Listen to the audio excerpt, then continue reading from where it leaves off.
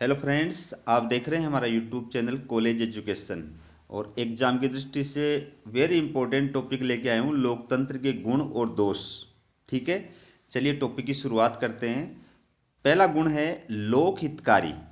लोकतंत्र शासन लोकहित पर आधारित होता है। इसका मूल आधार जन कल्याण होता है।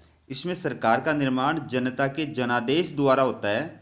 इस वजह से जो पार्टी सत्ता में होती है वह जनता के हितों को ध्यान में रखते हुए ही शासन का संचालन करती है। तो लोकतांत्रिक शासन ही एकमात्र ऐसा शासन होता है जो लोकहित के ऊपर, जन कल्याण के ऊपर आधारित होता है। क्योंकि इसमें जो सरकार का निर्माण होता है वो जनादेश के आधार पर होता है। जनादेश का मतलब जनता का आदेश, जनता के आदेश का मतलब जनता मताधिकार के माध्यम से जिस पार्टी को बहुमत प्रदान करती है वो कहलाता है जनादेश।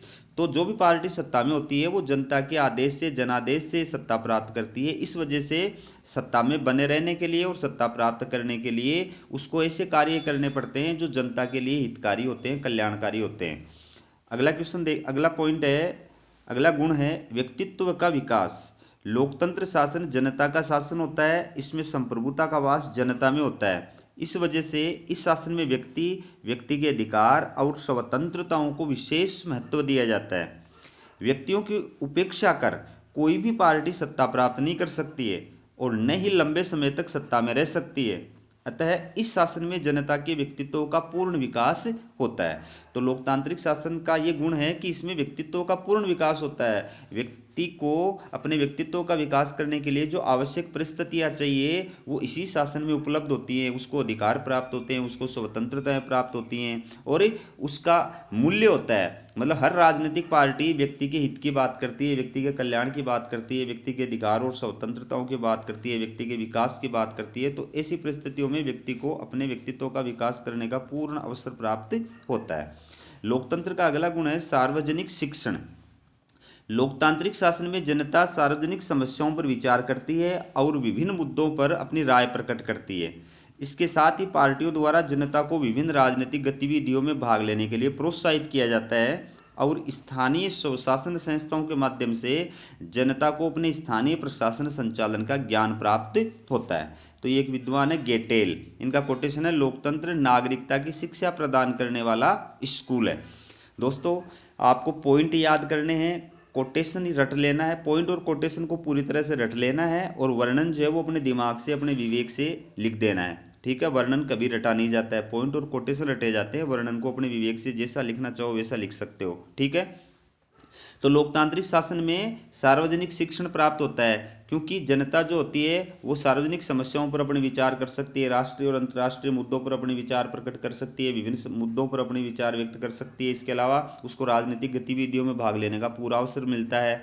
स्थानीय संस्थाएं जो होती हैं, ग्राम स्तर पर ग्राम पंचायत, पंचायत समिति स्तर पर पंचायत स्तर पर पंचायत समिति, जिला स्तर पर जिला परिषद, फिर नगरों के अंदर जो स्थानीय स्वशासन संस्थाएं होती हैं, नगर पालिका, नगर परिषद, नगर निगम, इन सब की गतिविधियों में उसको भाग लेने का, चुनाव लड़ने का पूरा अवसर प्राप्त होता है। उस वजह से उसको सार्वजनिक शिक्षण प्राप्त होता है। अगला जो गुण है वो है स्वतंत्रता और समानता पर आधारित। लोकतंत्र व्यक्ति की समता व स्वतंत्रता की धारणा को स्वीकार करता है और समता और स्वतंत्रता लोकतंत्र के आधार होते हैं। इस शासन में सभी व्यक्तियों को बिना किसी भेदभाव के स्वतंत्रता का अधिकार प्रदान किया जाता है और सभी को विधि की समानता तथा विधि का समान संरक्षण प्रदान किया जाता है। इस प्रकार इस शासन प्रणाली में स्वतंत्रताएं प्रदान ही नहीं की जाती हैं, वरन व्यक्तियों, संगठनों और सरकारों से उनकी रक्षा के भी पर्याप्त उपाय किए जाते हैं। तो दोस्तों, लोकतांत्रिक शासन व्यवस्था का एक गुण ये भी है कि ये स्वतंत्रता और समानता पर आधारित है। जितनी व्यक्ति को जितनी स्वतंत्रताएं और जितने अधिकार लोकतांत्रिक शासन व्यवस्था में प्रदान किए जाते हैं उतने किसी भी अन्य शासन व्यवस्था में प्रदान नहीं किए जाते हैं।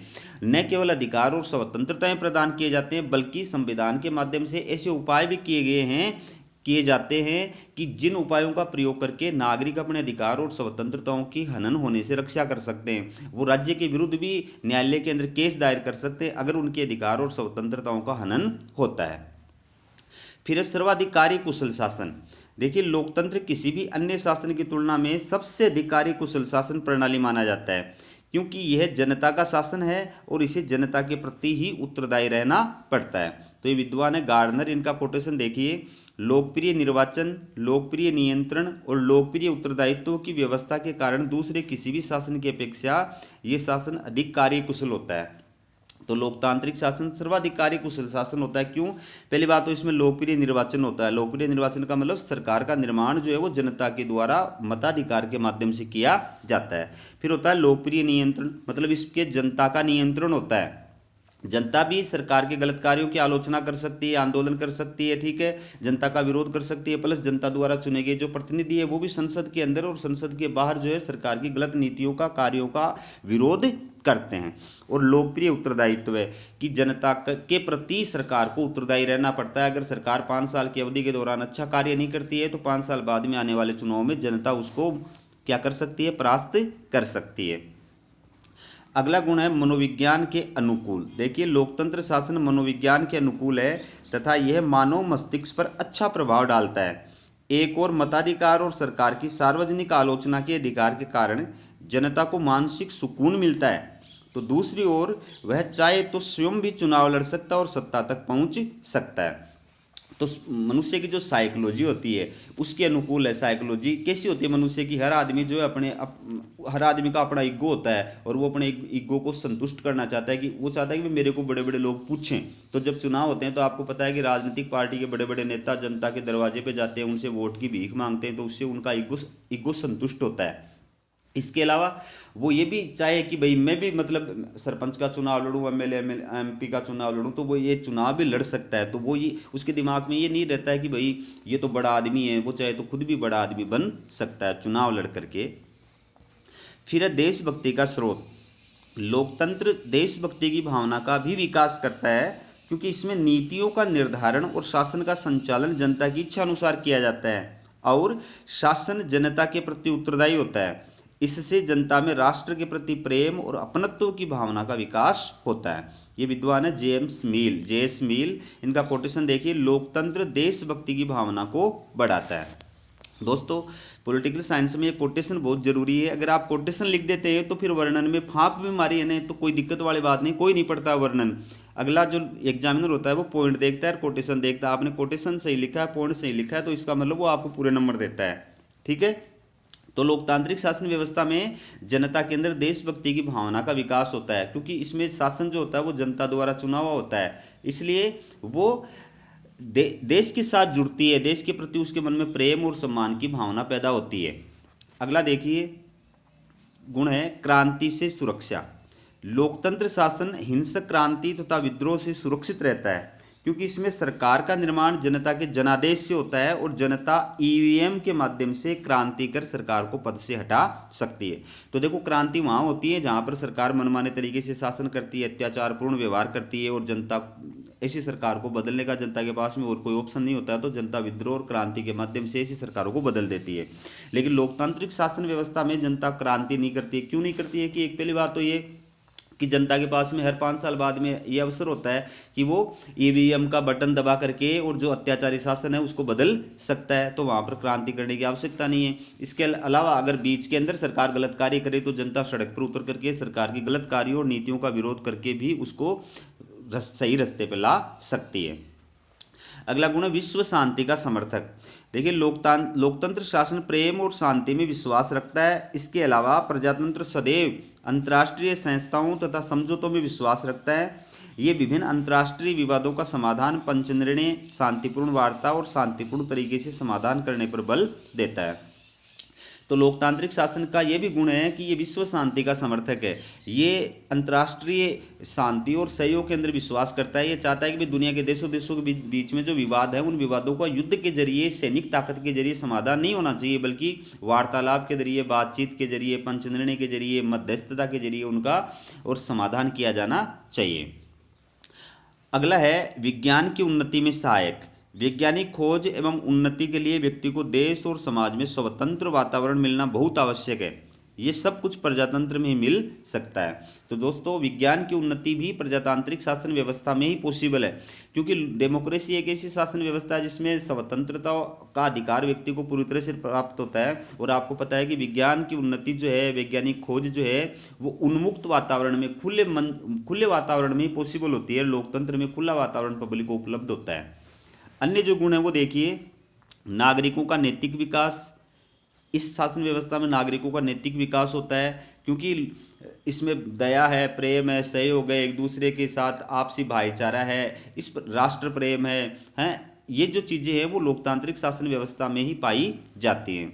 फिर है स्वतंत्र और निष्पक्ष न्यायपालिका की स्थापना। लोकतांत्रिक शासन व्यवस्था ऐसी शासन व्यवस्था है जिसमें आपको जो न्यायपालिका है वो स्वतंत्र और निष्पक्ष स्थापित होती है। न्यायपालिका स्वतंत्र और निष्पक्ष रहती है, ये उसका प्राण है, क्योंकि न्यायपालिका ही लोकतांत्रिक मूल्यों और शासन व्यवस्था और संविधान की रक्षा करने का कार्य करती है। संविधानवाद पर आधारित शासन।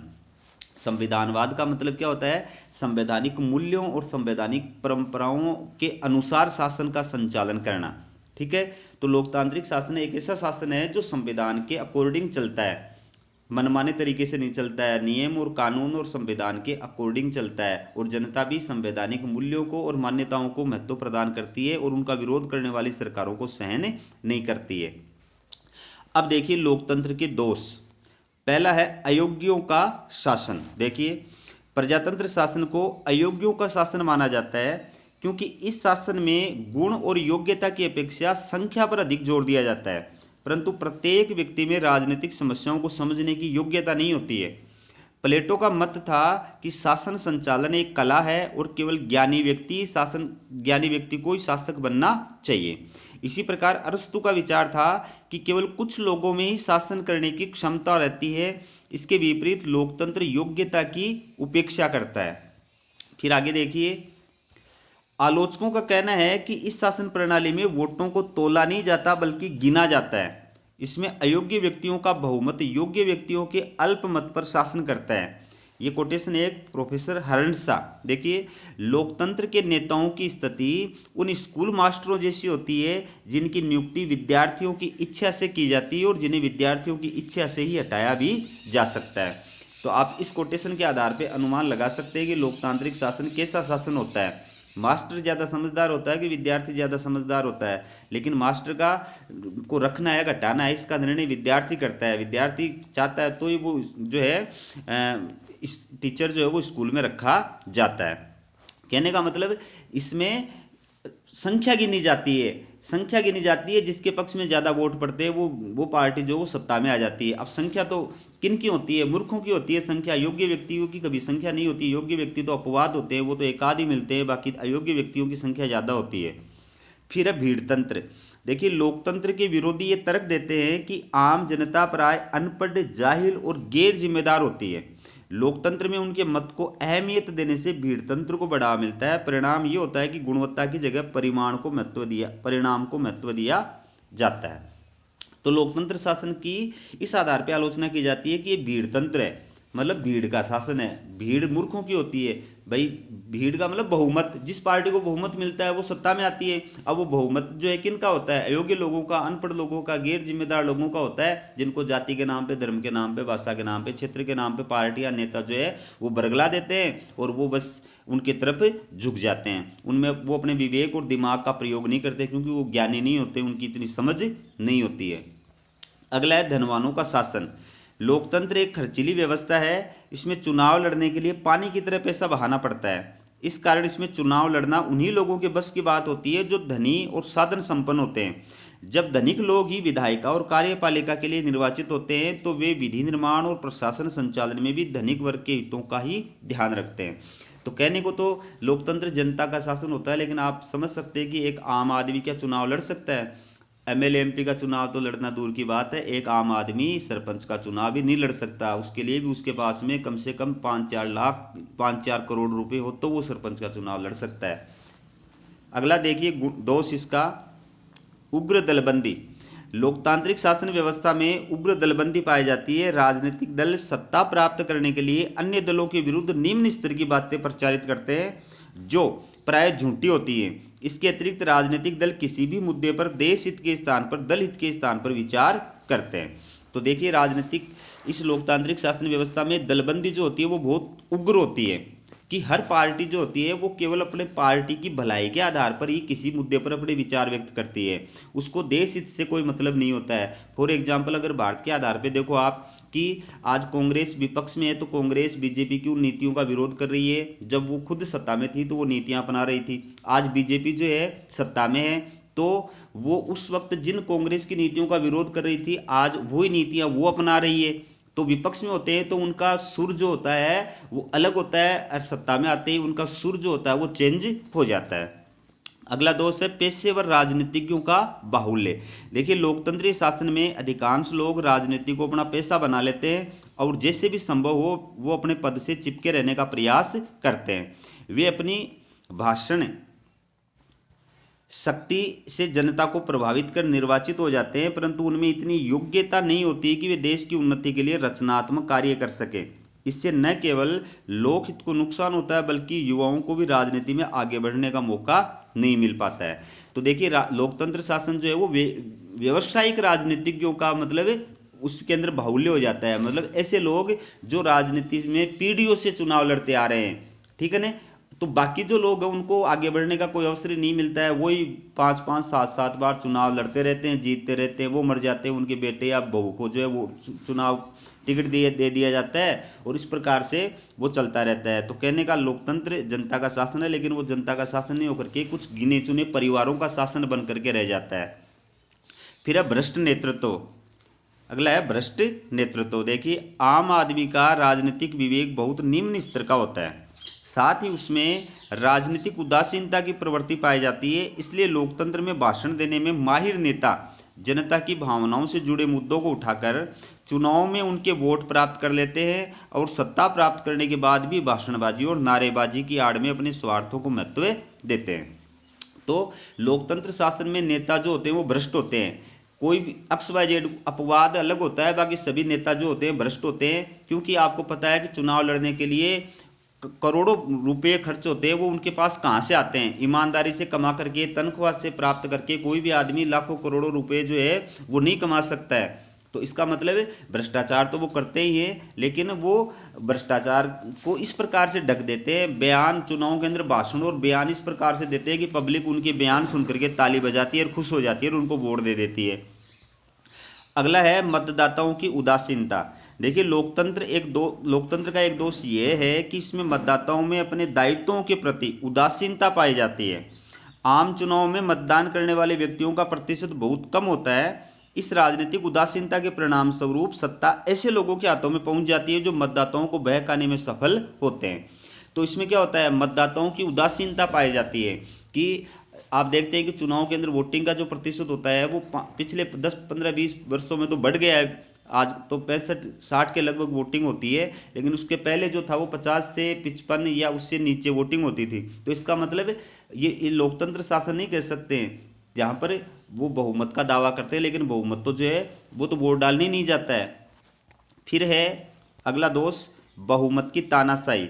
देखिए लोकतंत्र में बहुमत दल की तानाशाही पाई जाती है। सत्ता में बैठा हुआ बहुमत दल अपने बहुमत के सारे अल्पमत का दमन करने लगता है। इससे लोकतंत्र शासन जनता का शासन नहीं रह करके बहुमत दल का शासन बन जाता है। तो लोकतंत्र शासन में बहुमत दल की तानाशाही पाई जाती है। जिस पार्टी को सत्ता प्राप्त होती है, बहुमत प्राप्त होता है, तो वो क्या करता है, फिर मनमाने तरीके से शासन का संचालन करता है। वही तो जो है संसद की कार्रवाई चलाता है। संसद कितने दिन चलेगी, नहीं चलेगी, किस मुद्दे पर स्थगित होगी, वो सारे निर्णय उसके द्वारा किए जाते हैं। यानी वो मनमाने तरीके से शासन का संचालन करने लग जाता है, क्योंकि उसको ये तो भय होता नहीं है कि मेरी सरकार बीच में गिर जाएगी या दूसरी पार्टियां सपोर्ट करने वाली पार्टियां मेरे से सपोर्ट वापस ले लेंगी, ऐसा कुछ उसको खतरा होता नहीं। इसलिए वो मनमाने तरीके से और सरकारी सिस्टम का दुरुपयोग करने लग जाता है। अगला है समय और धन का अपव्यय। देखिए लोकतंत्र शासन में समय और धन का भारी अपव्यय होता है। इसमें व्यवस्थापन की प्रक्रिया में बहुत समय बर्बाद हो जाता है। जो कानून कुछ ही समय में बन सकता है उसकी प्रक्रिया वर्षों तक समाप्त नहीं होती। इसके अलावा चुनाव में सरकार जनता का धन पानी की तरह बहाती है। संपूर्ण चुनाव प्रक्रिया के दौरान राजनीतिक दलों द्वारा भारी मात्रा में धन खर्च किया जाता है। तो देखिए लोकतंत्र शासन का एक दोष ये है कि इसमें एक तो समय और एक धन, इसका बहुत ज़्यादा अपव्यय होता है। आप देखते हो जब संसद की कार्यवाही चलती है तो 1 मिनट में लाखों करोड़ों रुपए खर्च होते हैं। तो आप अनुमान लगा सकते हो कि पूरी संसद की कार्यवाही में कितना करोड़ों रुपयों का, अरबों रुपयों का खर्चा होता है। और उसमें होता क्या है, हो हल्ला और शोर शराबा होता है। बहस जो होती है वो तर्क के ऊपर, तथ्यों के ऊपर नहीं होकर के और अनावश्यक बहस होती है। दूसरी बात, चुनाव जब लड़ते हैं तो पानी की तरह पैसा बहाया जाता है, तो वो भी धन का अपव्यय होता है। इसके अलावा आप देखते हो कि सरकार जो होती है, हर सरकार जो होती है वो अपनी नीतियों का, कार्यक्रमों का प्रचार करने के लिए पूरे देश में बड़े बड़े होर्डिंग्स लगाती है, बड़े बड़े बैनर और पोस्टर लगाती है। तो जितने उस योजना का प्रचार करने के लिए जितना वो मीडिया के ऊपर, सोशल मीडिया पर और इन बैनर और पोस्टिंगों पर खर्चा करती है, उतने खर्चे में तो देश के गरीबों का रियल में कल्याण हो सकता है। अगला दोष देखिए, अनुत्तरदायी शासन। प्रजातंत्र शासन सिद्धांत रूप में तो उत्तरदायी है, परंतु व्यवहार में यह अनुत्तरदायी सिद्ध होता है। यदि लोकतंत्रीय शासन प्रणाली उत्तरदायी होता तो प्रतिनिधि निर्वाचित होने के बाद जनता का ध्यान रखना नहीं भूलते। निर्वाचित होने के उपरांत मंत्रीगण जनता के हितों को भुलाकर अपने स्वार्थ में लग जाते हैं। लोकतंत्र को अनुत्तरदायी शासन इसलिए भी कहा जाता है कि इसमें समस्त शासन का उत्तरदायित्व किसी एक पर न रह करके विभाजित हो जाता है। ये कोटेशन है बर्ग का कोटेशन देखिए। प्रजातंत्र में कोई भी गलती की जाए तो उस गलती में प्रत्येक का भाग इतना छोटा हो जाता है कि मैं किसी एक को इसके लिए उत्तरदायी नहीं ठहरा सकता। तो ये अनुत्तरदायी शासन होता है। यानी लोकतंत्र शासन का सबसे बड़ा दोष क्या है कि ये अनुत्तरदायी शासन होता है। इसमें आप किसी गलती के लिए किसी को जिम्मेदार नहीं ठहरा सकते, ठीक है ना। किसी की गलती के लिए किसी एक व्यक्ति को जिम्मेदार नहीं ठहरा सकते। वो उस पर डाल देता है, वो उस पर डाल देता है, वो उस पर डाल देता है, वो उस पर डाल देता है। इस प्रकार से किसी एक व्यक्ति को आप जिम्मेदार नहीं ठहरा सकते। अगला दोष है राजनीतिक कुशिक्षा। देखिए ऐसा कहा जाता है कि प्रजातंत्र में जनता को नागरिक शिक्षा मिलती है, परंतु वास्तविकता यह है कि इस शासन में जनता को कुशिक्षा प्राप्त होती है। चुनाव के समय और चुनावों के बाद प्रत्येक राजनीतिक दलों द्वारा किसी भी समस्या को इस तरह से प्रस्तुत किया जाता है कि जनता दलों के बीच उलझ कर रह जाती है। राजनीतिक दल जाति, धर्म आदि की दुहाई देकर एक दूसरे पर अनुचित आक्षेप लगाने लग जाते हैं। तो लोकतांत्रिक शासन व्यवस्था राजनीतिक शिक्षा प्रदान करने के बजाय लोगों को राजनीतिक कुशिक्षा प्रदान करती है। क्योंकि हर पार्टी क्या करती है कि चुनाव के दौरान और चुनाव के बाद हर मुद्दे को, हर समस्या को इस तरह से प्रस्तुत करती है कि जनता उनकी बहस में उलझ कर रह जाती है। आप कांग्रेस की बात सुनोगे तो आपको कांग्रेस के विचार सही लगेंगे, बीजेपी की बात सुनोगे तो आपको कांग्रेस के विचार गलत लगेंगे, बीजेपी के विचार सही लगेंगे। तो वो बात को, तथ्यों को इस प्रकार से तोड़ मरोड़ करके झूठ के साथ प्रस्तुत किया जाता है कि सही जो रियल स्थिति है वो जनता को पता ही नहीं चल पाती। इसके अलावा जनता को जाति के नाम पे, धर्म के नाम पे, भाषा के नाम पे आपस में लड़ा दिया जाता है और लड़ा करके अपना उल्लू सीधा कर लिया जाता है। अगला दोष है अकुशल शासन। लोकतंत्रीय शासन में कुशलता का सर्वथा अभाव रहता है। आलोचकों के अनुसार कार्यपालिका, व्यवस्थापिका और न्यायपालिका के सदस्य प्राय अनाड़ी होते हैं और इन्हीं पर राजकीय नीति बनाने और उनके क्रियान्वयन का दायित्व होता है। तो लोकतांत्रिक शासन की इस आधार पर भी आलोचना की जाती है कि ये अकुशल शासन होता है, इसमें कुशलता नहीं पाई जाती है। क्योंकि जो लोग संसद और विधानसभाओं में होते हैं वो लोग क्या होते हैं, अपने विषय के विशेषज्ञ नहीं होते हैं। ऐसे व्यक्ति को शिक्षा मंत्री बना दिया जाता है जो ग्रेजुएशन भी नहीं है, ऐसा व्यक्ति प्रधानमंत्री बन जाता है जो ग्रेजुएशन भी नहीं है। तो आप उनसे हाई फाई दिमाग की उम्मीद कैसे कर सकते हैं। अगला जो दोष है वो है संकटकाल के लिए अनुपयुक्त। संकटकालीन स्थिति में लोकतंत्रीय शासन बेकार सिद्ध होता है। लोकतंत्र का सबसे बड़ा दोष ये है कि इसमें न तो शीघ्र निर्णय लिए जा सकते हैं और न ही उन्हें शीघ्रता से क्रियान्वित किया जा सकता है। तो दोस्तों हमारा ये टॉपिक आपको कैसा लगा कमेंट करके जरूर बताएं और वीडियो को लाइक करें, हमारे चैनल को सब्सक्राइब करो ताकि इसी प्रकार के वीडियो जो है एग्जाम से रिलेटेड टॉपिक जो हैं वो आपको मिल सके। इसके अलावा आपकी यूनिवर्सिटी से संबंधित जो भी लेटेस्ट अपडेट होती है वो आपके पास समय पर आ सके, इसके लिए चैनल को सब्सक्राइब जरूर कीजिए। हमारा वीडियो देखने के लिए बहुत बहुत धन्यवाद।